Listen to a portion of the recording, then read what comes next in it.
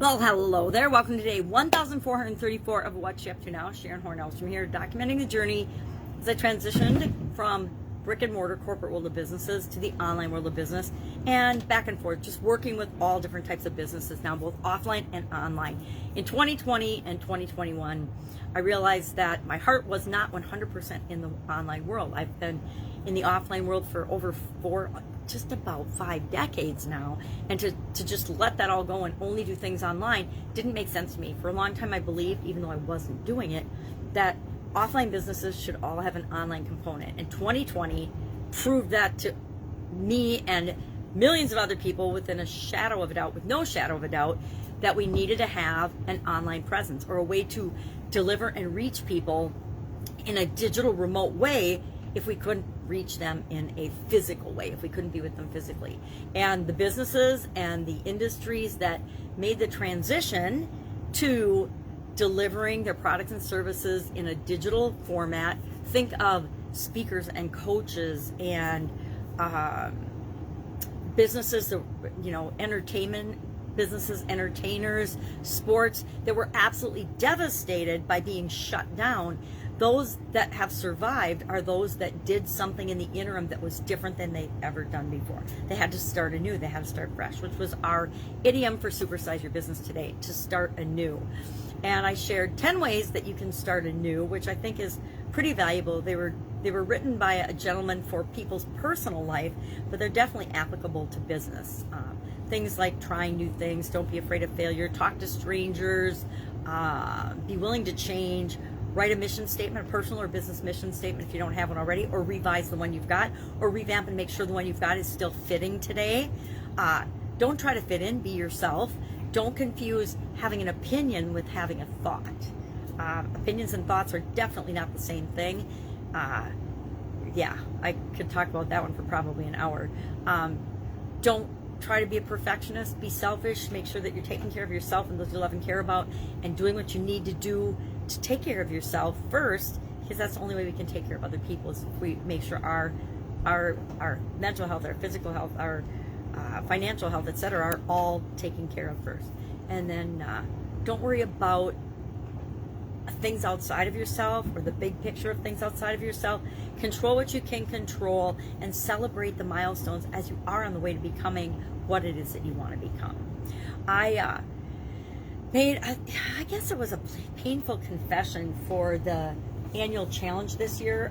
I've done literally hundreds of challenges before, and over the last 5 years, and the last 4 years in particular, in order to warm my voice up in the morning, and I've talked about this before, I did an annual challenge. I did one thing every day to stretch my comfort zone, or do one thing every day that scares you. Then I did do one thing every day that makes you happy, because I was going through massive transitions in my life in 2019. Following my divorce, we were finally finishing up and separating out all the assets and selling the businesses, and that was not a super duper exciting time for me. I mean, it was exciting because there was so much change going on, but there was a lot of heartache that went along with that, and a lot of things I needed to let go of, so I wanted to be happier. Then in 2020, it just so happened I wanted to have more fun in my life, since 2019 wasn't that fun, and that coincided with the pandemic. Perfect, because I was hanging out with my 4-year-old granddaughter, so we did one fun thing every day. And last year, we did one thing every day that centers us, because I wanted to get to know myself better. Well, that led me into deciding on this year's challenge, which is to be yourself.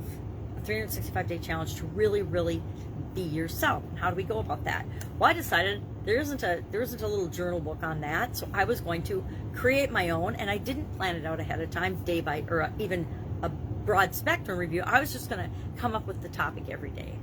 And last night, I didn't come up with a topic, and this morning I was hanging out with my granddaughter to avoid having to wake up my voice with this, because it didn't feel like a stress-free, easy way of waking up my voice. It felt heavy because I was uncertain and uncomfortable with the fact that I didn't have my topic available for me, because I wasn't using someone else's topic, right? Or random topic. In the past, I've done challenges where I would just draw a random card from a deck. I love those decks from Hay House, and I think I first learned about them from Louise Hay. I think she was probably the first person that had the decks of different topics. For example, this is the well-being cards from Esther and Jerry Hicks. And sometimes I would pull one of those and I would talk about that as my daily challenge for myself.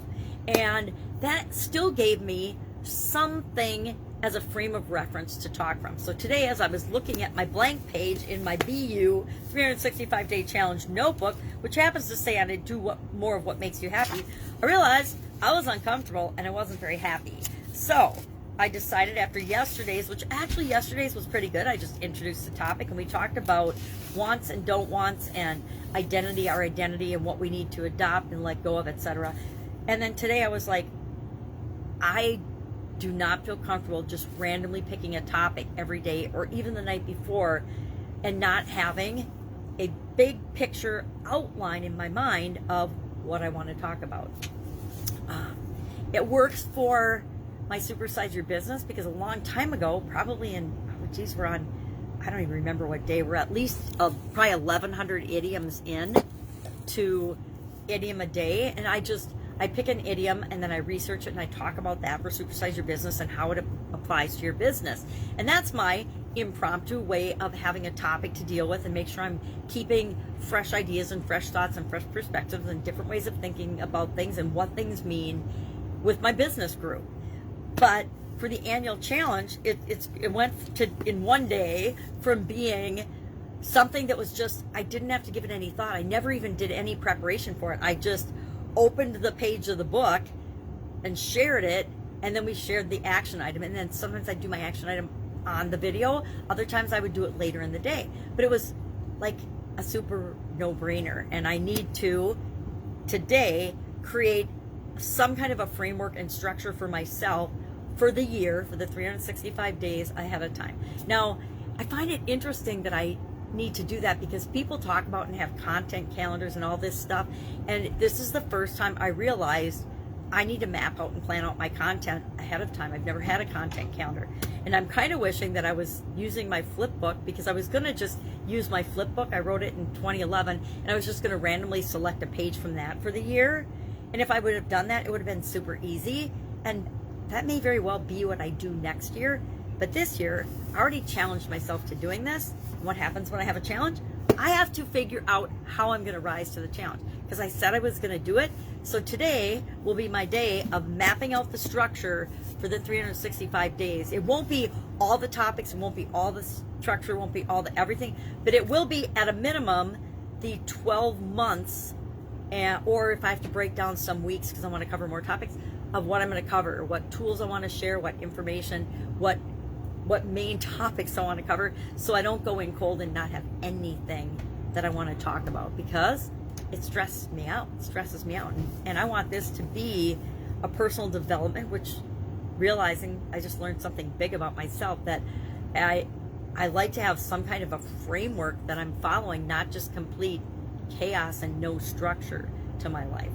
So, lesson learned: uncomfortable, figure out how you're going to add things to move you from uncomfortable, not to 100% comfortable, but prepared. Impromptu, random, not 100% my thing, right? Apparently, I thought it was, but I guess it's not. So that's what I'll be working on today. If I can help you in any way, hit me up and ask. This has nothing to do with my businesses and what I'm doing, but it's something that I do because it helps me to grow and develop as a person and as a leader, and to be an example for the rest of the world. And that's what this challenge is all about. So have an amazing day. If I can help you, ask. Otherwise, I'll be with you tomorrow. Bye.